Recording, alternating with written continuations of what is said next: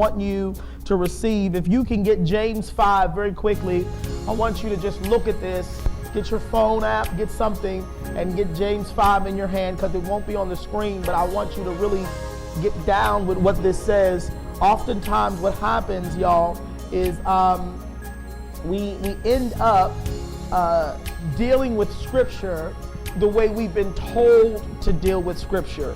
And sometimes out of the genuineness of our hearts, we are able to receive that text out of context. Watch this.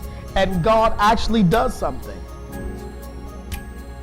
Even though we have misinterpreted the message, God looks at us and says, baby, I know you don't know what you're talking about, but I'm going to look out for you.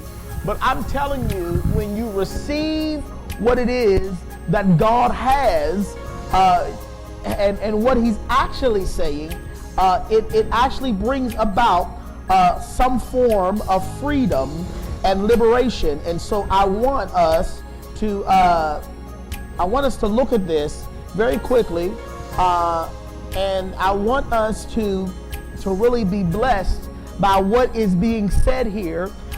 Giovanna, I know you have it, and because you have the mic, I want you to read it, but I want to make sure that everybody has it in some type of way. I don't care how young you are, how seasoned you are. I don't care if you can't read. I want you to get those words. Oh, God bless you.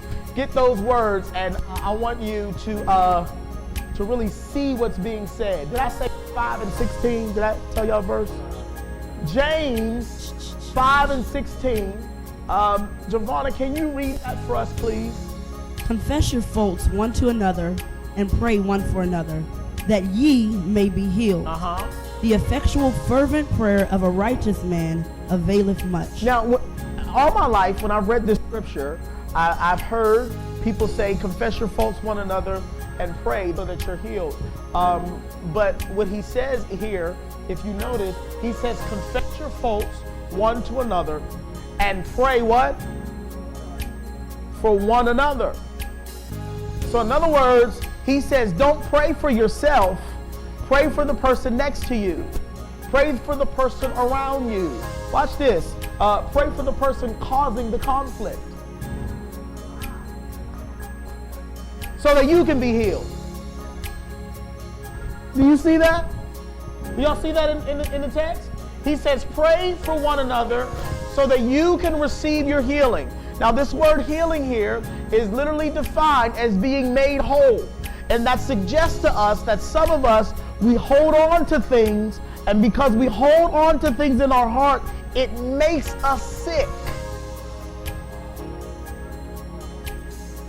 It torments us, and our body responds. Now, I'm not saying everybody who's sick got something. I'm saying most of us who are sick got something. If we were really honest, we need to forgive a mother who's passed away, a father who's long and gone. We need to forgive a spouse who, listen, they ain't thinking about you. You the one who got the issue. And God says, I want you, by divine inspiration, James says, pray for one another so that you can be healed. I want you to take this opportunity. We're not going to play any music. You've received God's love. But now I want you to go to somebody. Just go to somebody. You don't have to have a problem with them. And I don't want you to go, I was so mad at you. No, I don't want you to do that. Don't ruin the vibe. Don't ruin the mood. I want all of you to go to somebody, and I want you to pray for someone.